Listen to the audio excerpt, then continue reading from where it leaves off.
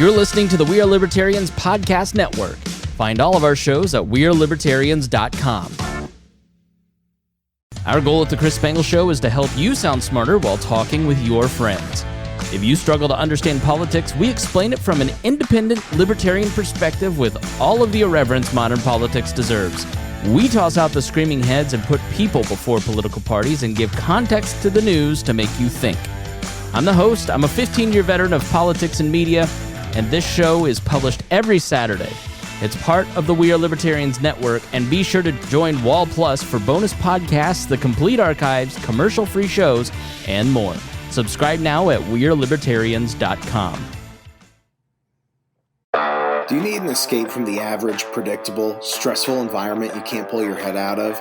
Subscribe to On the Run with Remzo W. Martinez.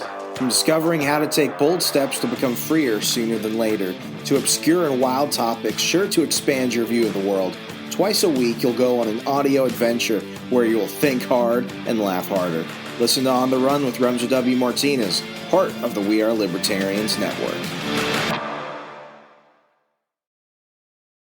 You're listening to the We Are Libertarians network. Learn more at wearelibertarians.com.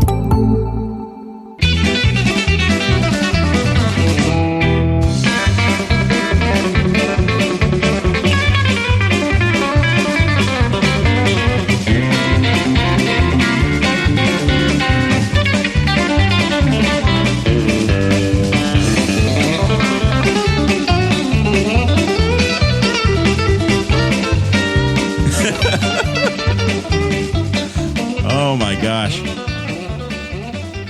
I've got a friend who's got a pond behind his backyard, and his wife posted a picture. She was ice skating on it. So I sent him a video. I said, here, buddy, here's a video on how to make your own homemade Zamboni. And he's like, oh, yes. I was like, there you go. Welcome to the Boss Hog of Liberty podcast. This is episode number 195 of East Andriana's favorite podcast. Jeremiah Morrell here, joined by co-host Zach Burcham, returning co-host Chase Peyton, and there is rumor that Mason Riley Rottinghouse is going to join us today. Zach, what are we talking about? We're going to be talking about the winter storms that came through. Some people are still digging out. Rush Limbaugh passed away, and that seems to be bringing about all kinds of emotions for people, very different. The Daytona 500 was, I don't know, Sunday or Monday, may have gone into Tuesday. It was some point in the Monday morning. It was during the weekend, last weekend, with a surprise winner. And then we'll probably have some final thoughts. But first, it's nice and toasty in here. You know, it's cold and snowy outside. We'll thank the Patreon people. So anybody that's on Patreon, thank you. But if you contribute $50 or more a month, you get a weekly shout out. And so we got a big thank you to Chris Lamb, Christy Avery, and Jonathan Phillips. And then we got the Anthony Meyer GoFundMe. I'll go find the link in my phone and post it into the chat. And also, you know, no Guffey this week, and I'm over here. I'll also look up the links for the T-Chip stores. You want to get some fine Boss Hog merch? That's tchip.com/BHOL1234 or mug. BHOL mug. This show those in the chat is about our lives in rural Indiana. We're here to push your boundaries and make you think as individuals. Sometimes we'll provoke you. Other times we'll make you laugh. But hopefully you'll always learn something new. So we got pummeled with snow, guys. finally. I broke down and had my driveway plowed, Chase. You apparently decided to be Superman and shovel. You live with like 3 geriatrics and then some infants, I think is the way you make it sound. You're the able-bodied man. What happened? How'd you handle it? So I was pretty lazy. And usually we have someone just come and plow it.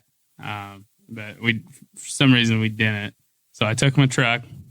I made a path with my 4-wheel drive all the way out. But then, the road had been shoveled, so it was pretty high. And I was like, all right. I'm going to dig this out. I did. I hurt my back. Just shoveling out at the end of the road. Oh, yeah. I was going fast.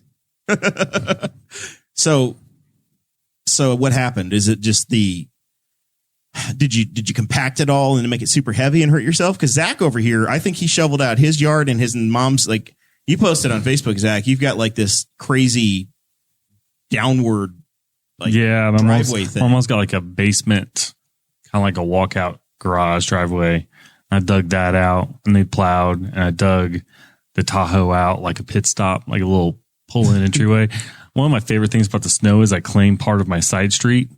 and I have I leave a pile of snow between my car and the road, and it's that pile of your snow. barrier wall. My pile of snow is in the road, but that's not my problem. I'm not gonna. And then I shoveled out around my car. You've got like a little side yard, a fence, and the Tahoe, and you've got no room. Like I don't know where you put snow. Yeah. Oh yeah. It's like in front of the Tahoe, and then I have a section of fence, which is where the camper normally would be. And I have a pile of snow at each end of that. And then even last night after I got done running, I shoveled a bunch of snow in between those two piles into the yard. So my mom had a spot to park today when she came by. And then the pile of snow was for the kids to play in today. So I had like a 4-foot pile of snow. So I have like three 4-foot piles of snow, 3 or 4. Yeah. I just move it. I just throw it in a direction and just try to get it done. But the worst part is where they've plowed, like the edge of the road. Like my mom's driveway, it wasn't bad. You get to the very end where the road is, and then that's like huge chunks of ice, and it weighs like 3 times as much per volume as the other stuff. It was awful. So see, my driveway never got plowed ahead of this storm. So we've had below zero temperature, below Celsius zero, below 32 degrees for like 14 days in a row. And we've had snow that kept accumulating. So I got this crunchy layer base anyway. So it wasn't great. Matt Sousa came by, and he said I was the very first residential customer he did all day. He'd been doing all the, the big high dollar commercial people, but he got to me, and it's the first time he's had to plow my driveway since I got a camper. So this has been like 3 years now. We haven't had a decent snow. And there's nowhere to put snow now. I've got the camper in the way, so you can't push it off to the side. So it all had to kind of get drugged back and shoved into my yard. So my front yard is like this enormous hedge of snow. Could you make a good snow fort out of it? You could make a massive, like 2 or 3 room snow fort. We could play. I miss those days. Yeah. I used to be pretty good at making snow forts. You could absolutely do that in mine. It's and then your kids did, Zach. I saw that they had some little holes cut in. Yeah, they kind of dug in the top. They can't really work the roof part, but they made more like a snow volcano and were playing in it. And they wanted me to move more snow around. There's one of the big piles out in this. They would say, "Can you move that into the yard?" It's a pile that's like 8 feet in diameter and 5 feet tall. And like, can you just shovel that into the yard? No, I'm not shoveling that into the yard. I moved enough snow. That's the worst part is I like snow. I go running it, but we're still dealing with that layer of slush ice that fell like 2 weeks ago. Right. So that's what I mean. That was the base that was still stuck. So yeah, like if it's just on pavement, that's cool. But I have spots where it's ice around where the car was parked, where my wife was coming and going. It's like 6 inches thick. I just keep dumping salt on it, but it doesn't go anywhere. It's just still there. Yeah, if the salt's there, you have to get it removed before it refreezes, or else it's even worse than it was before. So I had Sousa come by. I actually saw Mike Broyles. He called me. I was working and sitting in my front yard, and I see him roll by with his Jeep and a snowplow with retired man syndrome, ready to come drive around. Come to. He had a snowblower. He was ready to take care of me. Matt was going to be on his way, and I was like, we got it covered. But it's been a conversation with my family across the country this year. We've been talking, and the Texas family all of a sudden is getting snow for the first time in their lives. They're like, "What do you people do about snow? Like, do you shovel it? What do you get? Yeah. You plow it out? What do you do?" And I'm like, "Well, it kind of depends. I've never felt like we get enough snow here to actually justify a snowblower." Yeah, for me, it's like once every 3 or 4 years it'd be cool to have, but it's one more motor to have to deal with and one more thing to drag out and store and all the rest of it. This was the day to have it. I'm game. I was game on Tuesday. I took a couple hours off of work. I just want to get over with to go over and handle my mom's. I was like, man, if I just had a snowblower in her house, take care of her house, and I would just snowblow all the sidewalks all the way to my house. It's a 1/4 mile walk. Yeah. I'm like, I'll be a good neighbor. I'll just putter along, just blowing snow everywhere. Just get them I'll all. come back a different way and hit every others. Like, but it's not, we don't, not that often we get that snow, but we got it Monday into Tuesday. So we shut down our office. I left like at noon on Monday. Nobody was going in on Tuesday. Henry County went red, like the most extreme, highest level, DEFCON COVID. Nobody's moving anywhere. Stay at your home and don't do shit. And yep, shout out. But Mike McCown says Blake McCown is digging out as well. He's available. Digging out your door. He says, shout out to Blake McCown for digging out your door. Did he dig out your door, Chase, or does he think he's offering? Probably should have hired someone. I went to the clinic, and he was like, "Why didn't you just hire someone?" I was like, "I don't know." He was like, "What do you do for a living?" I was like, I'm an electrician's apprentice. He's like, ooh, money. I was like, maybe in a few years. He was pretty funny. Well, I told Sarah the other day I'd been shoveling. So Matt did all the driveway, but I still had to do like the sidewalks and and all that stuff. It was a shit ton of snow. Like it was. I kept moving snow and digging and shoveling, and I'm like, she's like, why do I hurt so much? And she's like, because you're old. I'm like, shut up, dude. All I know, 40. I've never had trouble pushing snow. So I get out there and I'm going fast. I'm taking huge, heavy piles. I'm throwing them, and then all of a sudden I feel it. I'm like, oh crap! I just screwed up my back. I felt like my dad. He always had back problems. They started around my age, and I finished it out though. Probably didn't help the situation, but I finished it out. And so Mike is saying that Blake McCown, who is our August guest, one of our August guests for the Indy 500, he did the door on the side we could actually come through today. He was Blake was here on Tuesday and he shoveled this place out. So I will say he didn't get the Race Street side. I was ankle deep over there trying to get in today, but that's okay. I just followed your footprints, and then we got like another probably 3 inches. Yeah, so today. we got literally a foot of snow on Tuesday into Tuesday morning, and then it said, yeah, there might be a dusting, and it got up today and drove to Muncie, and it rained. It snowed till noon. Yeah, big flakes, big. Yeah, it was. I would sit down. I could sit. I didn't have to go anywhere. Thankfully, I could just sit there and watch the way of Tahoe. I just sit there and watch the roof rack rails get closer and closer, and then it was almost all melted by the end of the day. Like it melted away, but I was like, we're getting a couple more inches. Most of it stuck. It was just melting off the car. Yeah. We're going to have some flooding. So, Jared, I was looking at the Boss Hog of Liberty website, and I have hosted, this will be 51. 51st. My 51st podcast. Almost 1 out of every 4, or more than that. Yeah. I was going strong. It's been a while. I know, but what was your batting average in college? I don't even know if I had one. Wasn't 250. Wasn't 250. But, that wasn't a fart, I promise. I did the math, and you can almost, if you go back and you want to listen to one episode a week, you can almost, if you listen to one episode a week, it would last a whole year. You can hear my voice every week for a year. I mean, honestly, you could listen to each episode's about an hour and a half. So if you listen to Chase Peyton, you could listen every day at work for 2 weeks and start over again. You would pretty much be able to go. You hear repeat every other week. Yeah, I bet Christy Avery does that. She loves me. It's very likely. Very likely. We never did lose electricity. Dakota did you see his pregame? He was ready. He kept saying. He put the chains on his truck. Yeah, kept freaking out about it. He was all ready to go. He said he was just sitting there nervous all day because we had to wait for it to start. Did he get called out that night? No, he never did. Because he said everybody stayed home, and he was completely. And he said it was light, and it was light, fluffy stuff, and it wasn't pulling power lines down. It wasn't heavy, and the stuff that I got up in the morning was shoveling, and the last little bit of it was super light. It was like something like those little, you see how daisies, the little things that float. It was like that light that was coming out. There was some heavy stuff below it, but it was pretty light snowfall. We got lucky. Yeah, I never lost power. I was pretty pissed though. I was in the middle of a Warzone match with my buddies, and it was 2-on-2. We were the last of the 4 people left, and we had them, man. We had them on the run, and then all I know is the power flickered, and we lost. Oh no! I lost. I got kicked out of the lobby. I was pretty pissed. I was ready, so I got the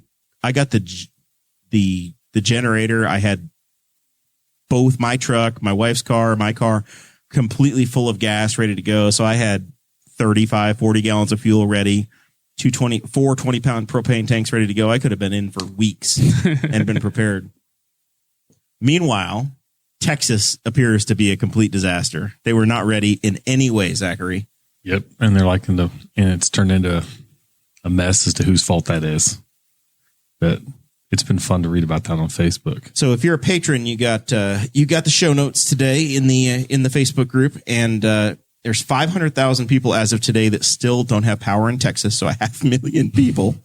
Apparently, they had the same problem in 2011 as well.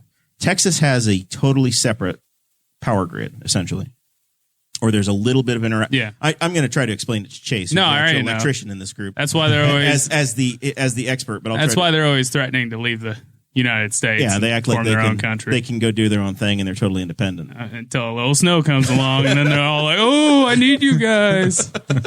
So basically, they didn't have anything winterized. They're not prepared for cold weather. Yeah.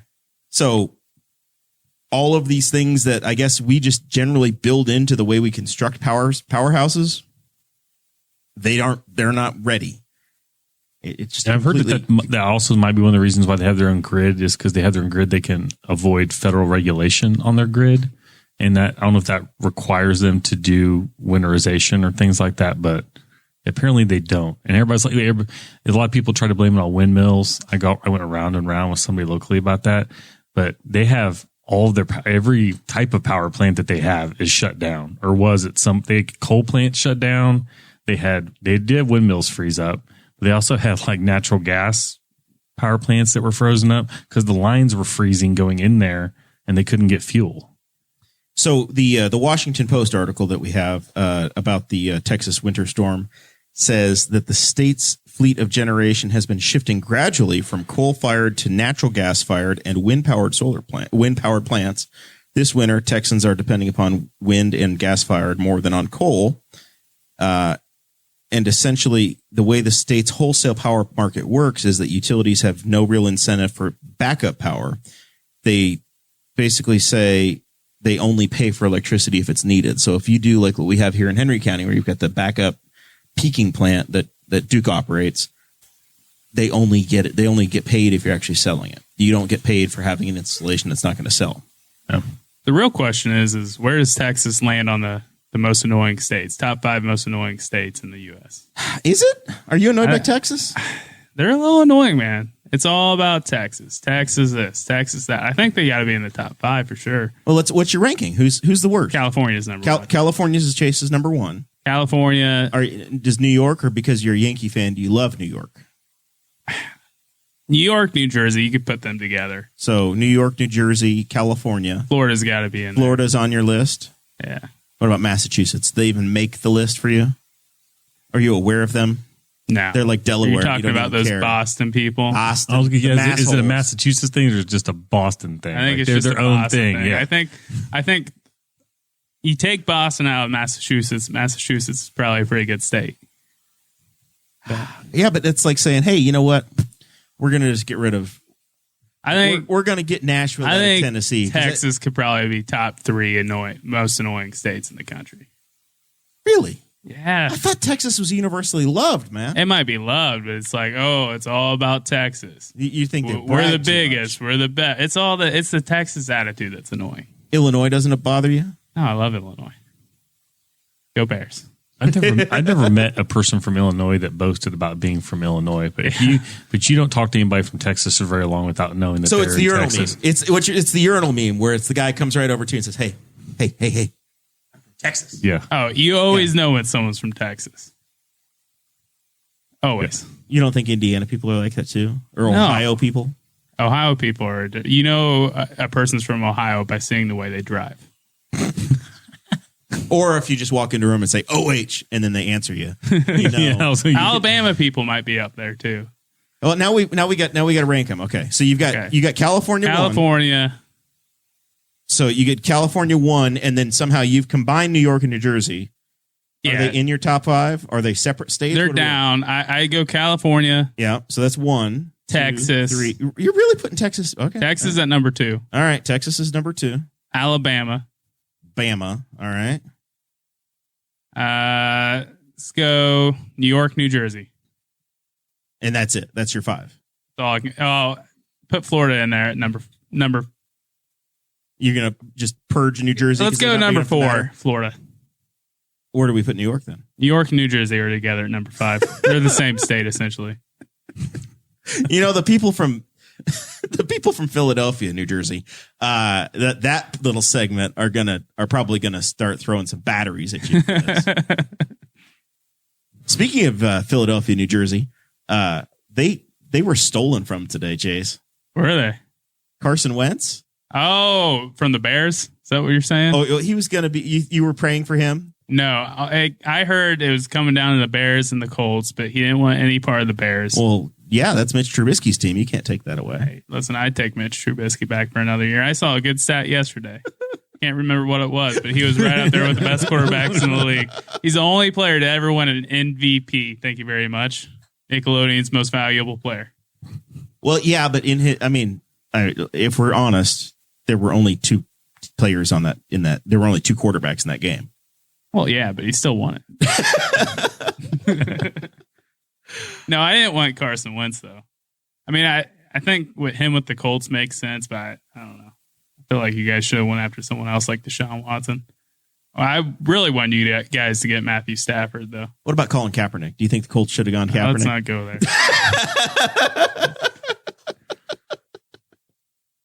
I will agree with Chase on the Texas, though, because there's people that are boasting on Facebook that they're still tougher. They're like, oh, you guys couldn't handle living down here. You guys couldn't. And like literally you guys' state is crippled right now because it's because of how much snow did they end up getting? I don't know. 5 inches, 6 inches. Zach on Friday night was like, hey, you and I could make a ton of money going down to Texas and showing people how to winterize their trailers. Kind of an offhand. Oh, yeah, because they were flipping out. Like I'm on RV like groups in Facebook, and these people, I mean, I felt bad for them. No idea what they were doing. They're like, they'd never winterized a trailer before. Because like we don't have to worry about it. We live in Texas. Like they would rub that in. Like, and they're the kind of people like in camping groups. It's true. Them in Florida. That's the only. I guess that's one group. I was like, when does Florida even have an identity other than Florida man? But camping groups is 100% one where they're like, oh, people ask questions in the October, November questions about winterizing, and they're like, move to Florida, come down to Texas. We don't have to do anything. And now all those people are going to buy water heaters and water lines because they didn't do anything. There are cool people like, yeah, it's all froze up. What do I do? I'm like, I hope you winterized it because if not, you're in a world of hurt. Like it'd be going to be ugly. Well, there's people that don't winterize their swimming pools down there too. So there was TikTok, right? Chase, are you still on the talk? Oh, I'm always on the talk. So I've started to see the videos of the aftermath making the Florida TikTok, and somebody had spent. There's two memorable ones. One was somebody's aquarium that was barely functioning and the fish were frozen. I saw that because the house had no power, no heat, and the tropical fish were now about they were. I had that happen once as a kid, and I had a Jack Dempsey where the heat had quit, and I was living in the back end of the house, and we brought him back to life. He looked dead, but he was just hibernating, really cold. So I have a little faith that the fish on TikTok might have come back to life. But there was another one where somebody said, hey, yeah, we've got our backup generator. We're fine.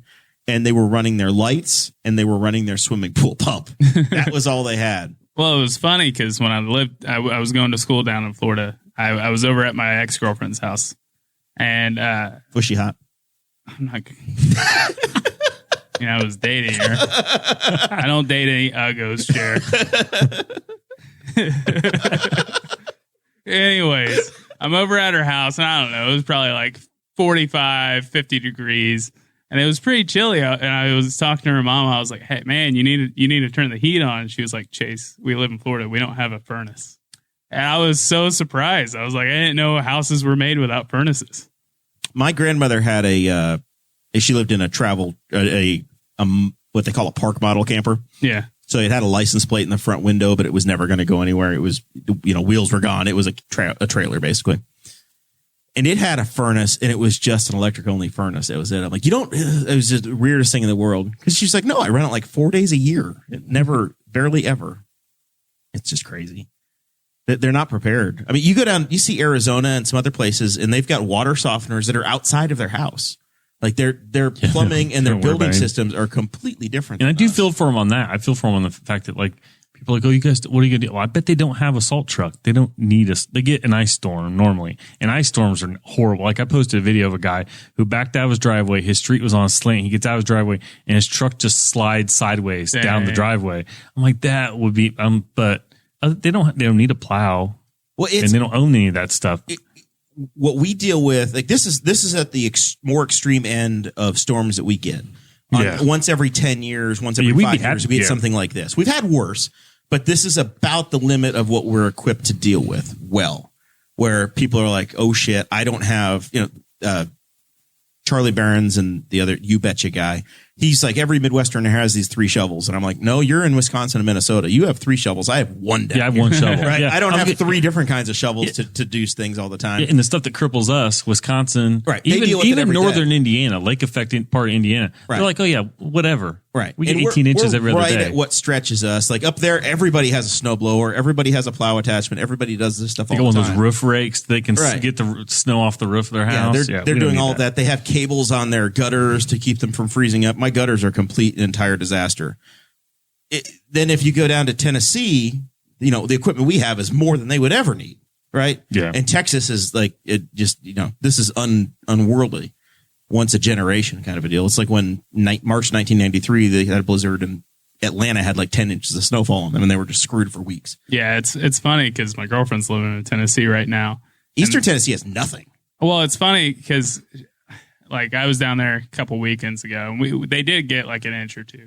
But she says when they get like a dusting, just a small dusting, everyone's freaking out and they're like, "Oh, we got to go get the bread and the milk." And I have a friend that lives in Western North Carolina, and they get forecast schools closed. Yeah. And they got one time, and they don't have a 2-hour delay. That's not even in their lexicon. They don't. Why would you do a 2-hour delay? And he said by 9:00, all the sidewalks and roads had cleared themselves. yeah, But they had called school for the day because they don't even have a contingency for a 2-hour delay, which we don't apparently hear either too often. So that hasn't been a controversy as the parent in the room. We've gone from snow days to, nope, it's just e-learning day. just virtual. And that's caused a bit of a struggle for parents as well, because they're not prepared if their kids aren't going there. They need to either be home or not. They can't do their job and deal with an e-learning day at a moment's notice. And some people are wanting, and I guess some schools have done it, just called a snow day. Just said, it's off. You're off. Don't worry about e-learning. That's a slippery slope. I can see both ways because, like, just let the kids play. My kid's actually, it's not a problem. One's preschool, so he doesn't have anything to do. He's hanging out with his teacher. It's his mom. And then the other one's in 2nd grade, and he has like a punch list. Here's your homework for the day. And he does like a video chat, like 10:00 or 11:00. And then if he works hard, which is hard to get him to do, he can be done by like 11. Evidently, some of the high school kids are logging in, and they're going through their entire school day almost in real time at home. So they're spending every hour they're logging in. That's insane. yeah. And they give them some work to do. And if they're choosing to do virtual, that's a different thing. And some kids are choosing to do it all the time. But if it's like a snow day, run them through like a half day, like a 12:30 dismissal, and have them go through all their classes by 12:30 and turn them loose.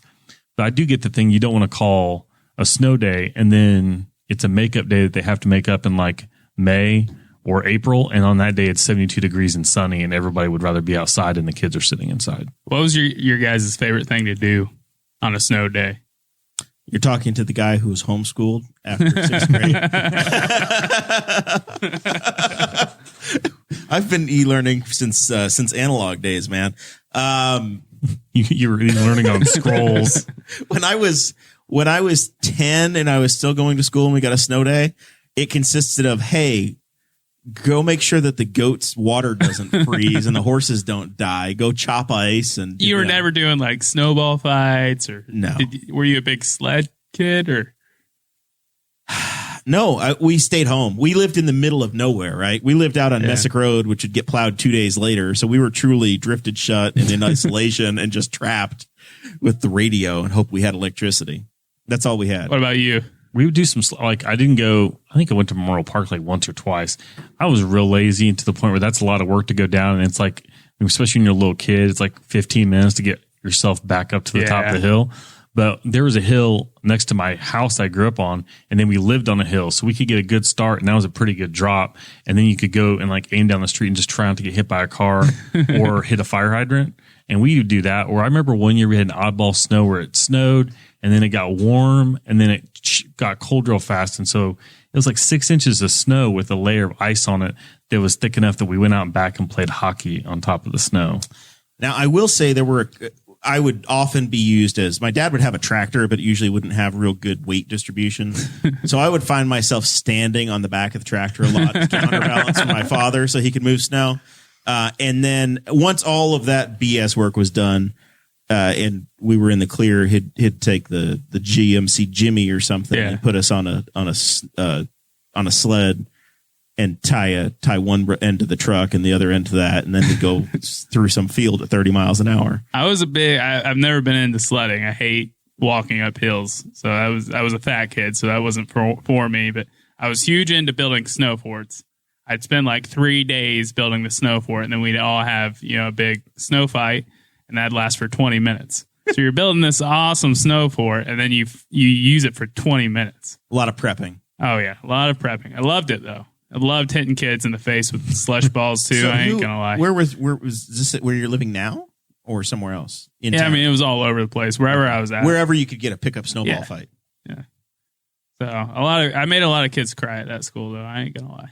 You're a nerd. You went out. You knew we were having a snowball fight. I was gonna hit you in the face with a slush ball. If you had glasses, that was like the dead target. 3-pointer.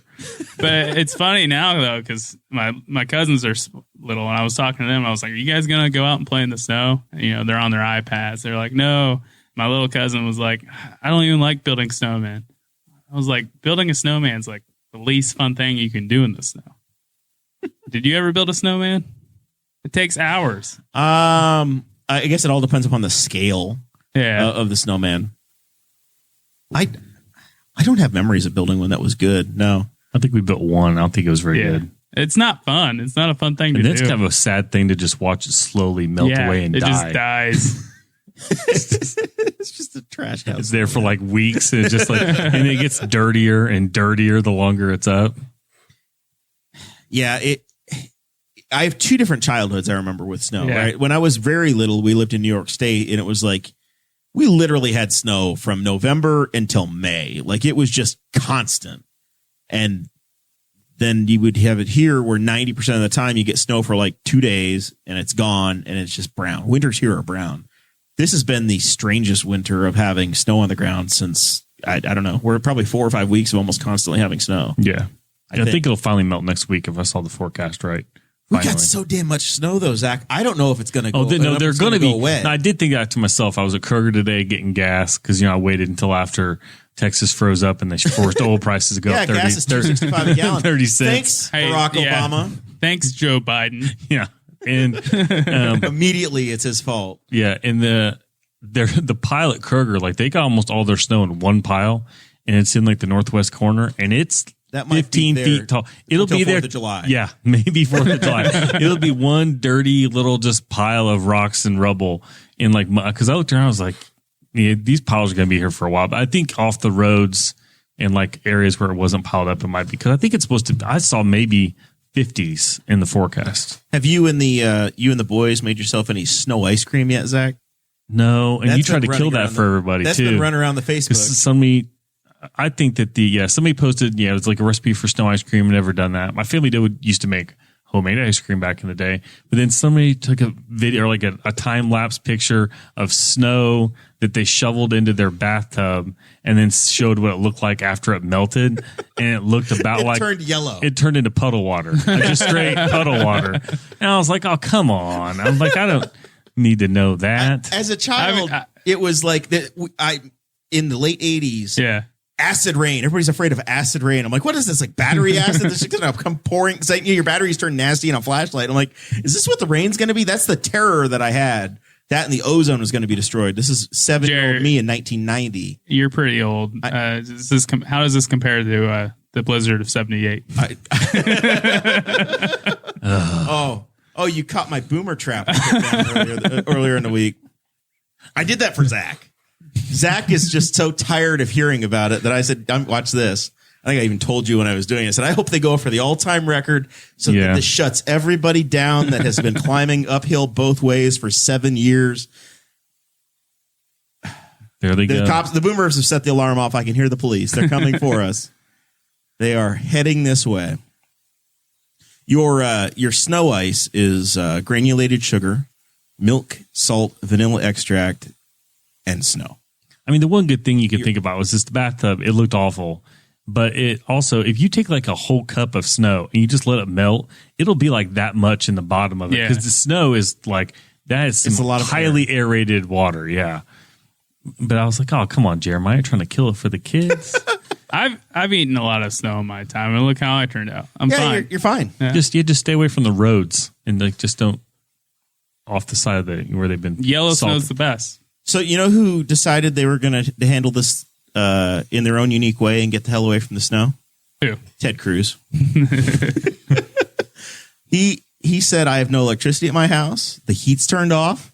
His daughter said, hey, can we get away from this? And he said, sure. Let's buy round trip tickets to Cancun with the family. I mean, he's called Lion Ted for a reason, Jerry. So Ted books himself some tickets, flies commercial like every regular any man would do. Does Ted have the money? That's worth chartering. That's worth finding some way and not flying commercial. He goes to the gate and gets pictured getting on a flight from his home in Texas, standing at the airport gate, and they see that he's flying to Cancun. He gets down there. The world has gotten pissed off because he's not senatoring. It's like right there with the Chris Christie on the beach. Like, as a matter of fact, there's going to be a picture of Ted Cruz on the beach if they can get it in the next couple of days. So, and then instead of, he gets down there, he figures out that he's losing a political, the optics are bad. So he says, no. I changed I'm coming back right now. I was just making sure my daughters got down here safely because it's Mexico. And I'm going right back to make sure we get that power turned back on in Texas. Which he can do nothing about. Chase, do you know what the right answer would have been at that point for Ted Cruz? You caught me. His answer should have been, there's nothing I can do as a senator. I fully support Greg Abbott or whoever the hell the governor of Texas is, and we're going to make sure he has any resources he needs federally. But I fully support our governor, and our people are going to get things back going, and my office is supporting him any way they can. It would have been better if he did the interview in a Hawaiian t-shirt or something. With a drink, with a had a umbrella. Zach Brown band playing in the background. Just ass in the sand. Do you remember, Chase will have no idea, but in Muncie, there used to be a mayor, McShirley, Sharon McShirley. And she had the worst luck in the world of going on vacation to Hawaii in the wintertime. And that was when Muncie would get 6 inches of snow. And every time the Star Press would try to be like, hey, where's Mayor McShirley? And she was always in Hawaii on a regular vacation. I honestly don't blame Ted Cruz. They were on vacation. If you're on vacation, he has nothing to do with anything that happened there. Have the stones to say, yeah, I'm gone. Sorry. The relief bill's already been passed. It's been signed. There's nothing I can do. It is what it is. But then it's just typical politics of no, I'm just coming straight back home. I was escorting my family down here because my kids have to have help. That's the BS of it, Chase. I don't care. I wish he had stayed on the beach. Whatever. Got my toes in the water. You have a statement with a Mai Tai in his hand. Just not a Go care. full heel. You know, smoking one of his cigars he's famous for. Rush Limbaugh would be rolling over in his grave right now over Ted Cruz in this. Limbaugh would have said, the late Rush Limbaugh, we lost him this week. Limbaugh would have said, just go for it, Ted. The hell with it. You don't know anything to these people. Take your vacation time. Senate was out. Because they had President's Day, the whole Senate was gone. They never work Fridays anyway. So in Washington, it's always Monday through Thursday. Monday was gone, so they just had the week off. The hell with it. Were you a Rush Limbaugh guy, Chase? Did you ever listen as a kid? Growing up in a Christian conservative household. So I can remember my grandpa listening to him, but he was more of a Glenn Beck guy. Rush Limbaugh wasn't my style. Now, my ex-girlfriend's stepdad from high school loved him. Always listened to him. So if you were a 90s Christian kid, and Chase is obviously a mid-2000s Christian kid, you heard a lot of Rush Limbaugh on the AM radio, and you had Carmen, the musician Carmen. And he died this week, too. It was like your childhood just got shattered. Horrific. And then as soon as that happens, then they say that Bob Dole's got lung cancer, too. I'm like, it's got to stop. Too much. Too much. Zach, nobody can die unpolitically now. Yeah. It's no matter who it is, what it is, it's always... even if people are trying to say something nice, they can't say something nice. They just can't say, yeah, he's going to be missed. He was important for what he did. He changed radio, whatever. It's, well, no, here's his record and here's how he sucked. I just didn't care. Honestly, I was just like, oh, okay. I'm like, well, no, I never listened to him, so I can't say I wasn't or was not a fan. I did see some stuff posted that I haven't seen refuted about things he said or did. I'm like, whatever. But it got posted. Like, I'm in a group that's for the Indy 500, like Indy 500, and somebody posted it in there. And I was like, and it got ugly and it got deleted. I'm like, don't post it here. It doesn't belong here. This is our safe space. This is an area I go to not hear about this. And then, but even then, somebody's like, well, who died? Somebody I really didn't watch the news. And I said who it was. I said, I don't know why it got posted here. And some guy immediately had to comment, like some negative comment about it. I was like, why do you have to just don't say anything at all? Like, just leave it alone in here so we keep getting things deleted. But yeah, it's just kind of all over the place. So he died of lung cancer, and he had a national radio show. He worked for the Kansas City Royals. So he came from a sports background, Chase. So he worked in Kansas City, went to Sacramento, in the early mid 80s, he had a radio show there, made it national when federal regulation of AM radio went away, called the Fairness Doctrine. So in 1988, he launched this national radio show. By about 1990, 91, it was the biggest radio show in the country, and it's lasted ever since then. He always was, he did ESPN for a while. He got in trouble over a Donovan McNabb thing. People are prickly about quarterbacks sometimes and ethnicity. Not a new issue. Doug Williams, Donovan McNabb, Colin Kaepernick, all the way through. It Michael Vick. Hey, he did his time, Jer. Leave him alone. Look, I love quarterbacks, all of them, as long as they have more touchdowns than interceptions and they can win games. I don't care. I love Jacoby Brissett. He wins games for the Colts when he's here, right? It's all good. And now I guess I'm a Carson Wentz fan. So be it. Anyway, Rush smoked cigars. He wound up getting lung cancer. He announced it a year ago, fought it for a year. He was on the radio a couple of weeks ago, been away from the show, and he passed away. The Indianapolis Star and Gannett, I guess the USA Today, of course, they chose the picture they were going to run with it, and some people took offense, was Rush at Pebble Beach, not Pebblebrook in Noblesville, but Pebble Beach, smoking his cigar and having this real smirk on his face from 20 years ago.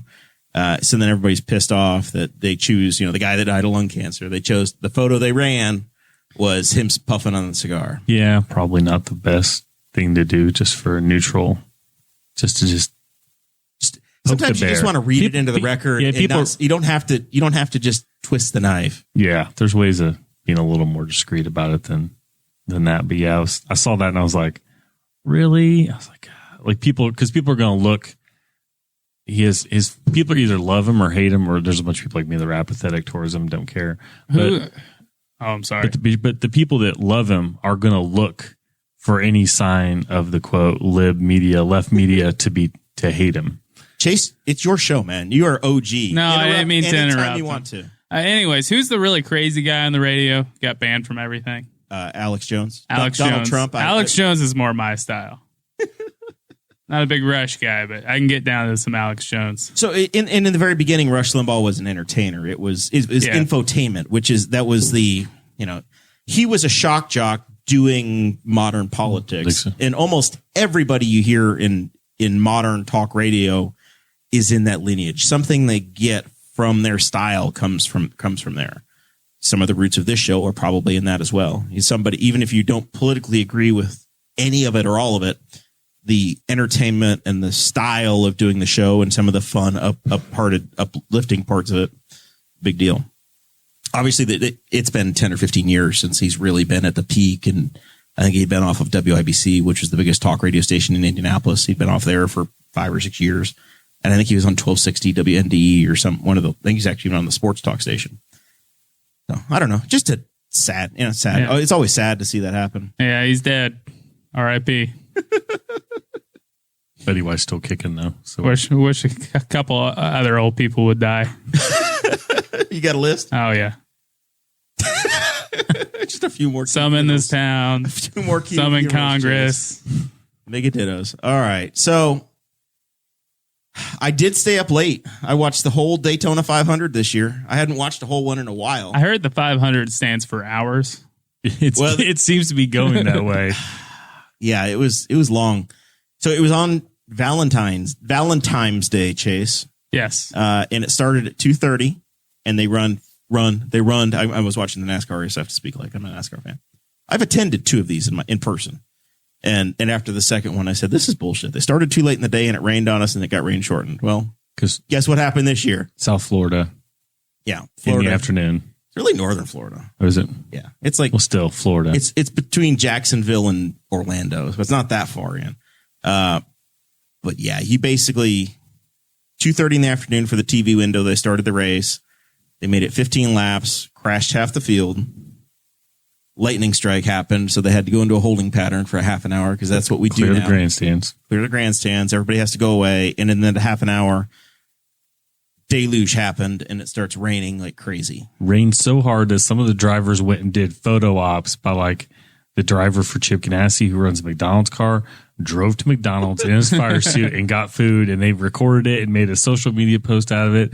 Like they let a driver, I was like, they let a driver just leave the track. Mm-hmm. And during the race, because they had that, and it was pouring when he's there. You're like, well, I mean, it's not going to stop. And it takes, even with the air tightens, it takes a couple hours to dry a track. It was Ross Chastain, and it's his very first year driving the McDonald's car. He gets to the drive up window as a NASCAR driver in Daytona.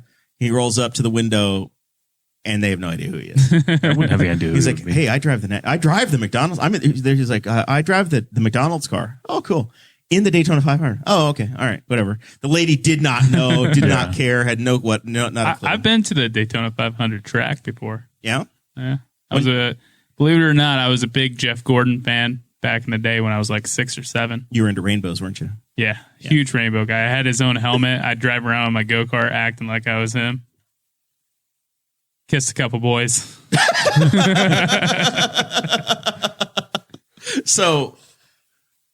So they finally got the race restarted. My plan for Valentine's Day was I was going to watch the race with my in-laws at Sarah, we were into the in-laws, watch the race, go out to our dinner at the Wings Etc. and then be done for the night. Instead, we went to like a 4:00 dinner because I'm like, well, hell, we got time now. It's not they're having a deluge. Went to Muncie, got back home, and got home in time to watch the race restart at like 9 p.m. That turned on. I was like, oh, how bad is it? And I look, and I'm like, I don't keep that well up on NASCAR, but I look, I'm like, are they still in stage 1? I was like, oh my, they're 25 in or so. I was like, oh. How many laps are there? 200. 200. Oh, God. And they were like 26 in or so. It wasn't that far in. So I watched it till about 10:30, and I was like tapping out, and I went to bed. I went to bed in stage 3 with like 40 or 50 laps to go, and I'm just doing everything I can to try to keep my eyes open to see the race finish. And it's the most boring thing ever because they crash half the field, and with the package that they had for the cars, they've got these giant spoilers. So if you pulled out of line at all, you were just going straight to the back. The spoilers are cartoonishly enormous, and they're so bad that they know that they're bad. So they make part of them out of like clear Lexan. Right. And I saw a guy leaning, and like deck lids here, spoiler is this tall. Yeah, and it sticks up, and like this much of it's clear. And the guy's like he has to lean up onto it. I was like, is the car up on a jack? I'm like, I don't think it is. I think the spoiler is just that huge. Yeah, and they made part of it clear so that the drivers could see through it. But then they were saying, after like 20 laps, there's so much crap on there that it just covers it up anyway. You need like tear-offs on your spoiler so the drivers can see through it on their mirrors. So their rules package is completely out of whack. But when they lost half the field, they lost the show because you needed to have 20 or 30 cars together to have enough cars to actually make progress and to push up. If there were 15 cars or 20 or whatever they had running, as soon as 3 guys pulled out, they would just go straight to the back. They would never have a chance. And then everybody just rode on the high side and you're stuck. It's like being stuck on a 1-lane road. You can't pass anybody. And if you do, you're going to the back. So with a lap and a half to go or a lap to go, you finally had people start to make the move. And Team Penske was running 1-2. Yeah. Brad Keselowski and the Miller Lite car of Brad Keselowski and Joey Logano and the Shell Pennzoil Ford. Going into turn 3, Logano has the lead, tries to block Keselowski, and they both hit each other. Yeah, and then I listened to a podcast with guys who race, and they thought McDowell got into Keselowski in second. Keselowski was second, and kind of ran him into Logano. But you have the draft; nobody's stopping, right? It's the last lap of the Daytona 500. If you've got to run don't go backing up to anybody because you're not gonna lift. Well, if you lift, you're getting spun. Yeah. Evidently, that's what they were doing. Though, is that the podcast I listened to was Off Track with Interossi, and evidently they said listen to radios like Logano or Keselowski was trying to back off to give himself room for a run. Logano knew he was backing off, so Logano starts. So you guys are in front of a freight train of how many cars, and you're going to slow down on the last lap. You're all going to back the field up, and then because you don't want to get too far away because you think the people behind you are slowing down because that's how you get runs.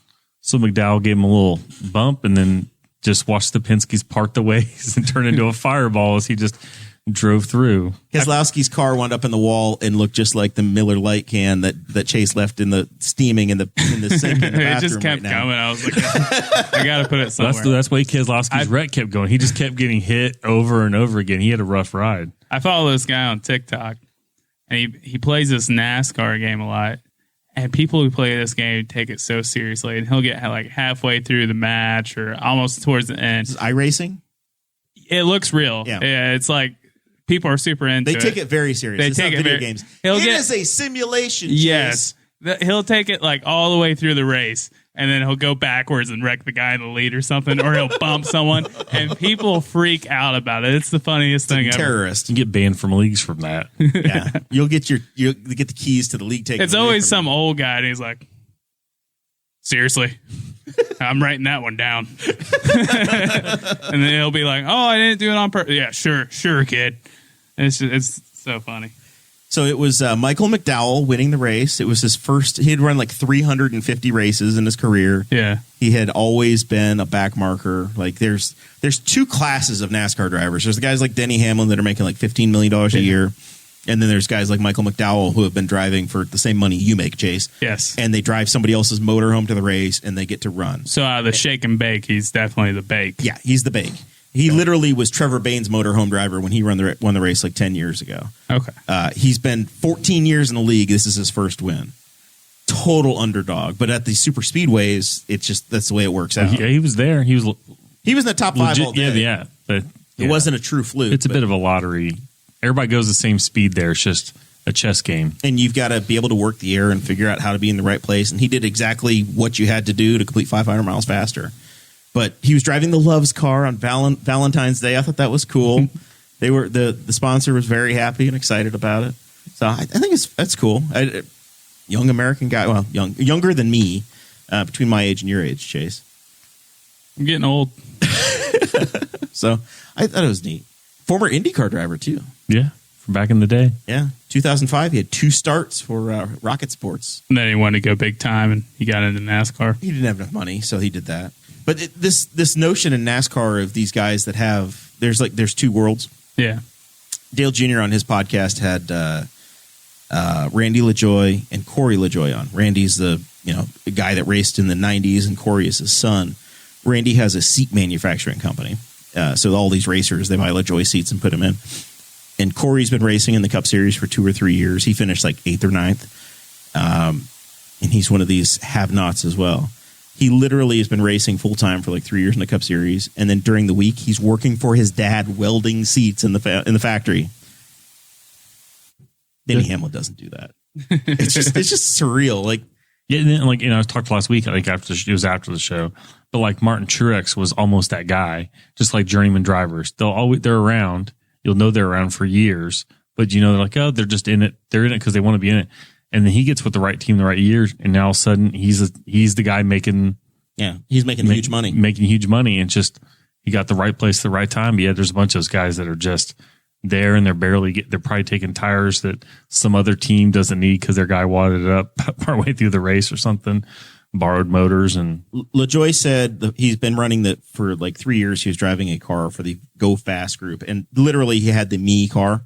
He had his own face on the Old Spice car, which looked just like the Ricky Bobby car. Yeah, Talladega Nights. He did the same thing, and he's like, when I was driving for those guys, the cars were all dented. Nothing was right. It was old tires. It was like it looked like somebody had hit it with a ball peen hammer. Nothing was quite good on the car.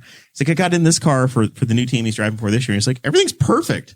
I've never had equipment like this in my life. He still won with duct tape on a fender. Yeah. One of his fenders was still beat. I looked, I was like, he won with a duct. I mean, like, because that's one of those cars where, like, it goes to the museum. There's certain.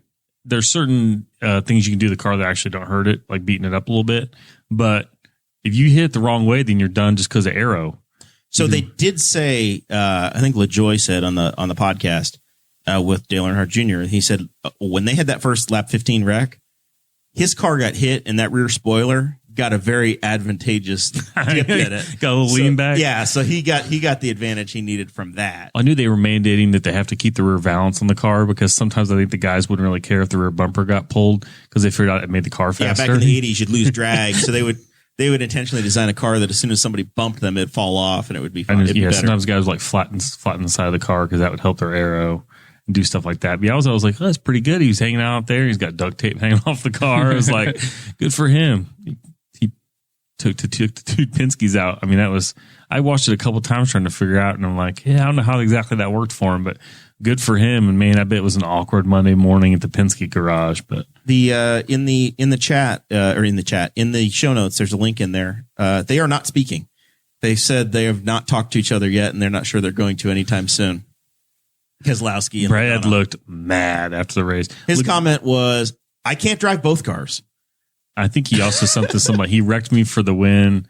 Something I don't know who he was talking about that, but he dropped the F-bomb. He was real mad. Logano, I think, was in victory lane, congratulating the winner at the end. Yeah, I thought I was like, oh, that's good for him. But I don't think he didn't get the ride that Keselowski got a ride. His car was in real bad shape. So Roger Penske had 3 cars just completely destroyed. Tim Cindric, the son of the guy Tim Cindric's son, Austin.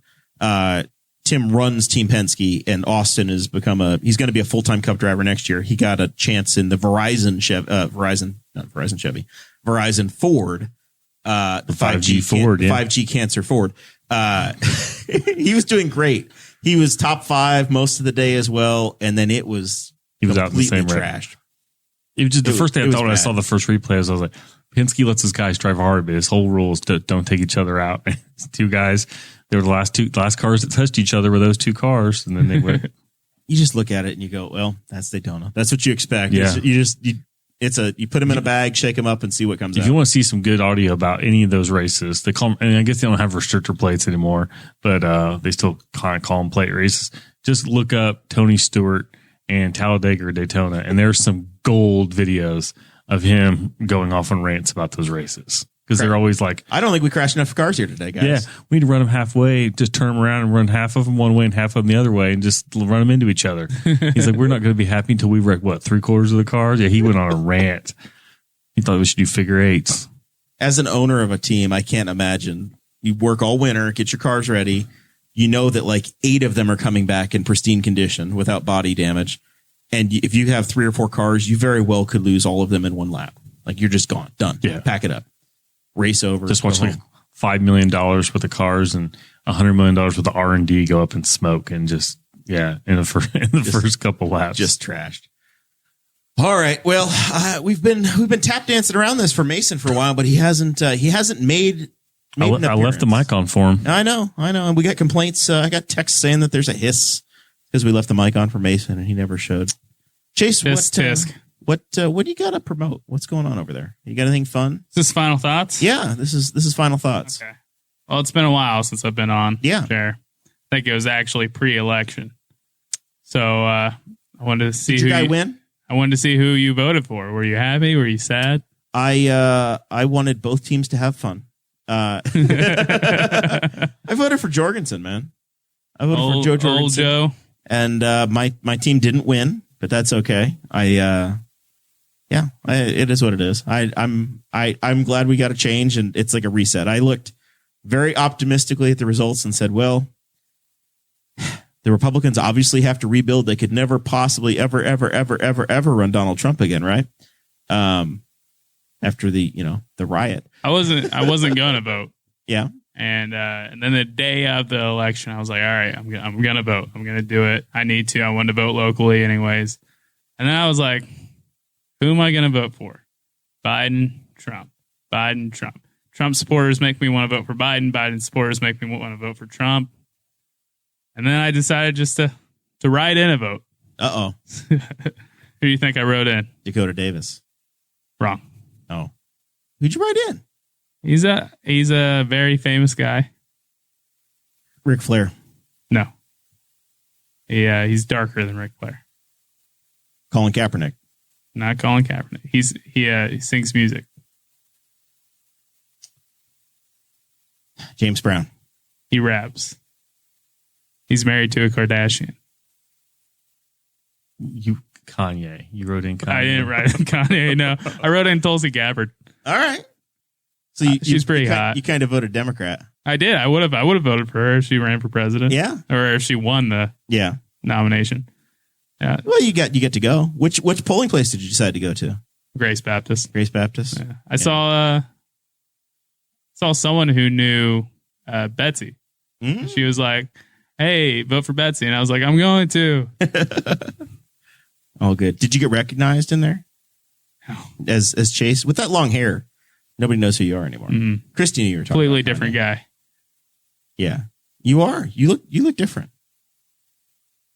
The new me. It's Katie hates it. New year, new Chase. Yeah, I did say something. She posted a picture of you on Valentine's Day, and I sent her a DM saying, "Oh yeah, reminding her what a sexy beast you are." And she said, "Yeah." I had to reuse an old picture from before the phone. I went into a I was at the Dollar Tree a couple weeks ago, and I had my hat on. With my hat on, it looks like a mullet, but it's not a mullet. Take it off for these cheapskates over here. It's not done, but I mean, it's not a mullet. How long are we going to go? I'm going. Do you have a length, or it's just until next? You look like a '60s era like folk rock singer, yeah, or like a serial killer from I'm not NCIS. Gonna lie. I'm about to drop the F-bomb. I feel like a fucking cowboy. Legit. I was looking at cowboy hats last night. I've been listening to a ton of country music. I feel like a cowboy. I mean, I got Copenhagen in my mouth most of the day. I just need a steed. Just a lot of Chris Ledoux music. So I'm in the Dollar Tree and I'm checking out, and there's this old lady behind me, and she goes, "That looks like my son. He has a mullet too. His is a little longer than yours." And I was like, "Oh, I gotta cut my hair now." I like it. Have you braided it yet? Have you done anything weird with it? I'm gonna braid it. I want cornrows eventually, just once. Just to do it. I don't know if you're allowed to appropriate that culture. I had a black roommate, Jer. So you think he'll braid it for you? Yeah, I'll ask him how it's done. How about you go to MVP and ask Clay to do it? I'll give you a coupon. I'll give you a free haircut coupon and ask for a braiding. I don't know. I told Katie I get it cut when we got married, so it's probably got another year and a half growth left. So. Gonna be long. I can't believe how long it is now. I'm not gonna let it go past my shoulders, but it's about there. Well, now the sides. I always got the sides. I always did a fade, so that this is starting from like it being bald on the sides. So the sides aren't as long as I'd like them to be, but it is about there. I know, but a fade. I get a fade as well. So you're talking about maybe an inch and a half longer. That's all. Yeah, I mean it's not. It's getting there. I don't know. Christy Avery, Category 5 superfan. Wants to know if you got yourself a new NFL team. New year, new you, new man. I'd ask her the same thing. They just got rid of their star quarterback. She's wondering if maybe you're a Dallas Cowboys fan now. Texas and all. Why? Why? You should feel like a cowboy. Oh, no. I'd never root for the Cowboys. They're not America's team. Did you not listen to the show earlier where I said Texas was one of the most annoying states? They're kind of the pinnacle of that annoyingness is the Dallas Cowboys. Yeah. They are the kind of pinnacle of annoying Texas. No, I'll never lead the Bears, Christy. I enjoy watching your team suffer throughout the whole year. I couldn't move conferences. I love that you're both terrible. You've not won. You can say we're terrible, Jared, but we were a playoff team this year. We beat the Super Bowl champs. We did. I can't even take you seriously. We did. We're basically the Super Bowl champs. We beat Tom Brady on primetime television. Yeah. Yeah. We're one quarterback away. Sean Watson, come home, baby. I wanted to draft you anyways. Sean Watson. Do you honestly think that he's going to land there? No. I think he's going to Denver. No, I think he'll either. I don't know. He was talking about Miami. He was talking about the Jets for some reason. They're a shit show. I don't know. We'll probably end up Tannehill. getting like Derek Carr or someone. Not Tannehill. Harvard boy. All I know is we could play with no quarterbacks, and we'd look about the same as we always Denver do. tried that. That did not go well. It was not good. It was. I tried that trick in the fantasy football league. I mean, we'll still finish second in the division every year. The Lions will always be last, and then the Vikings are always supposed to be really good, but they never are. So at least they have Kirk. yeah, I'm happy about that. He helps our defense out quite a bit. All right. What about you? You excited for Carson Wentz? Oh God, I don't know. It's really hard to look at a list of guys that got out of their original city and did well in the second place, right? Drew Brees left San Diego and went to New Orleans and won a Super Bowl. Carson Palmer kind of did the same thing, leaving Cincinnati and going to Arizona, and he had some success. Other than that, we're talking like Steve Young going from Tampa to San Francisco. There's not many situations where it's great. And I guess Ryan Tannehill going from Miami but he was there for such a short period of time in Miami to New England or to the Titans. It doesn't feel like it was long enough. Well, we've got his secret weapon in Nick Foles. So if you want to do a trade for Super Bowl MVP Nick Foles, we take Darius Leonard off your hands for him. You think you'd do that? Mm-hmm. I really feel like it would have been just historically hilarious if Wentz had gone to Chicago just to screw Nick Foles again. just to Wally Pip him back again. Constantly. Every time he's there. So that's the joke, is that the Colts are going to sign Foles in like week 10. And they'll be on the same roster again. I don't know. Zach, what do you got for final thoughts? You got anything for me? No, not much. Shovel your sidewalks, people. That's just annoying. As a guy who tries to run. I did come home. You don't have a sidewalk, so you get past. No, I did see you running down Baker in front of Baker Park on the street in the snowstorm. Monday. It was in the lull between. Yeah, because I was trying to beat the storm home, so it was like noon. I was trying to debate. I think it got dicey right where I saw you. Maybe I think the worst spot was people also, and some people can't help it. If they leave the car on the street and then when they come plow, it makes the road real narrow where the car's parked. And it's the sketchiest part. And I ran yesterday and it wasn't too bad. I had yak tracks on. I had to take them off. So, but yeah, I got Monday afternoon, like right around noon, and got out before it went awful. It was funny to watch the plowing get done. Indianapolis apparently is making a big deal that they're going to hire somebody to plow their side streets now. They hit don't 6 inches. Yeah, 6 inches, and they call in contractors. And it's going to cost them like $1.5 million to do it, and they call on these 100 guys that will do it. I think it's insane to go through these storms and not have regular snowplow maintenance. I get to sit in my front living room because I have two very, very upper middle class, 2 living rooms. Sat in the green room, and I watched the snowplow go by, and the county truck went by like 4 times within an hour, twice in each direction, which was amazing. But there were guys just dinking around with their own little private plow trucks, and they were plowing my street anyway.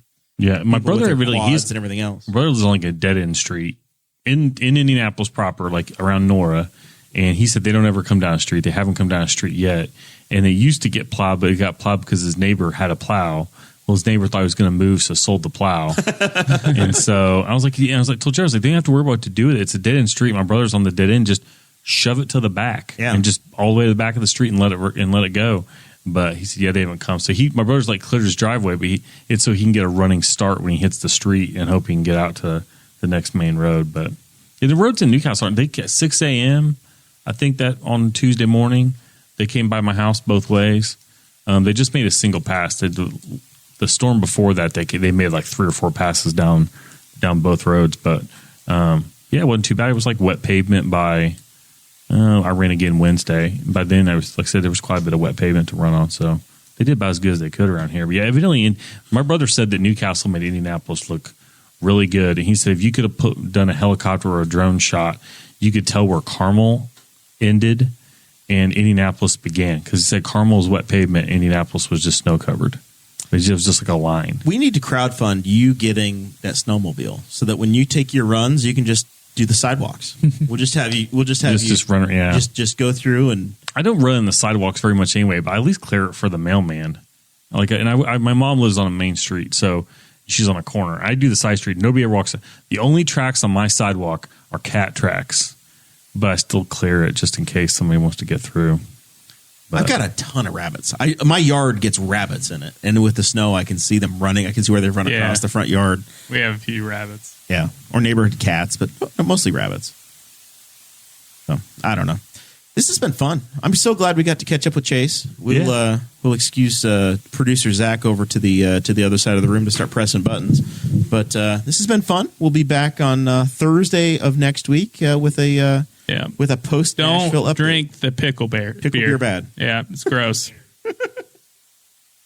Thank you for listening to the Boss Hog of Liberty, which is part of the We Are Libertarians Network. I am Chris Spangle, and I am the founder of this network, and I invite you to listen to all of our shows, which you can find at wearelibertarians.com or by searching for these in your podcatcher. The flagship show is the We Are Libertarians podcast, where we apply libertarian principles to current events. The Brian Nichols Show is a conversation amongst Republicans, Democrats, Libertarians, Independents, as they talk about what is happening in the news. And we have many other podcasts like The Chris Spangle Show, Upward, The Cost, Raw Audio Politics, Miranda's World, and Tad Talk, which is quite a ride. So check all of these out. Go to wearelibertarians.com and you can check out all of our great podcasts. Thanks for listening. Thank you for listening to the We Are Libertarians Network. Get our other shows at wearelibertarians.com. If you think you've heard everything the libertarian world has to offer, you've got another thing coming. Enemy of My Enemy is a fast-paced podcast that brings hyper-intelligent and qualified libertarians from the left, right, and center together to debate and discuss current events and the hottest topics. Don't settle for slow-paced, predictable shows filled with the same philosophy you've already heard before.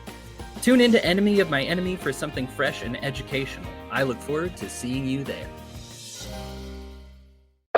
Do you need an escape from the average, predictable, stressful environment you can't pull your head out of? Subscribe to On the Run with Remzo W. Martinez. From discovering how to take bold steps to become freer sooner than later, to obscure and wild topics sure to expand your view of the world, twice a week you'll go on an audio adventure where you'll think hard and laugh harder. Listen to On the Run with Remzo W. Martinez, part of the We Are Libertarians Network.